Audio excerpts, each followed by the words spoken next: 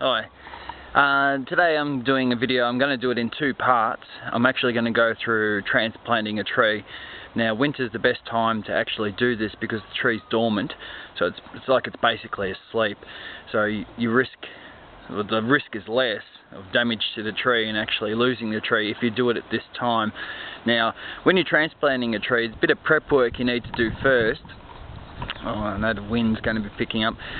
First of all, obviously you've got your tree, give it a good prune back. I'll show you the tree I've been doing, but where you're going to put the tree, it's important to get it ready. So make sure you've dug the hole, you've got the dirt to fill it back in, you've got some water, some liquid fertilizer, and everything ready to go. So when you do dig the tree up, the transplant time from one hole to the other is as less as possible, because then there's less risk of actually losing the tree.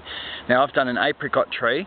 Now I'll just come around behind the camera and I'll just give a bit of a narrative as to what I've actually been doing, alright? Alright, so there's the hole.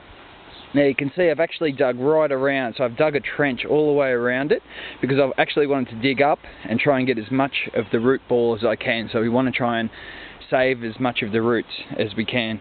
Now this is the actual tree, it's an apricot tree. You can see I've pruned it back. Now, two reasons.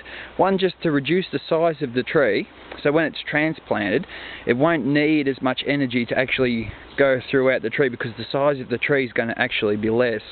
And another reason is just to make it easier to transplant. You haven't got, all these branches everywhere and what have you, and it gives it a good prune back, so come spring, all that new growth will just pop out all over the place. And you can see the root system. Now I've just tried to get as much of that root ball as I can. It's a bit difficult sometimes, you will lose roots, but try and get as much as you can. I've literally just dug this straight out of the hole.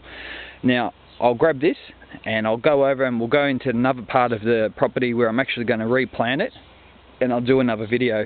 Also, if you've dug the hole already in the other spot and the ground's really hard and dry, dig it the day before, fill it up with water, and overnight it'll just soak in.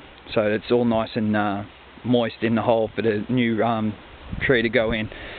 Alright, now I know you're going to get a bit of noise factor with this because the wind's picking up and my windsock's not here. So we'll grab this. This is an apricot. It's actually a moor park apricot tree. So I'll grab this and we'll go over to the other side. Oops, where the actual tree is going to go in. So remember, dig right around it, nice big wide hole, so you're getting as much of that root ball as you can, and just work. It takes time, alright, so don't try and just, pull it out of the ground. Dig it up nice and gently, and the wind's picking up, so I'm going to go. Alright, I'll see you at the other hole. Alright, see ya.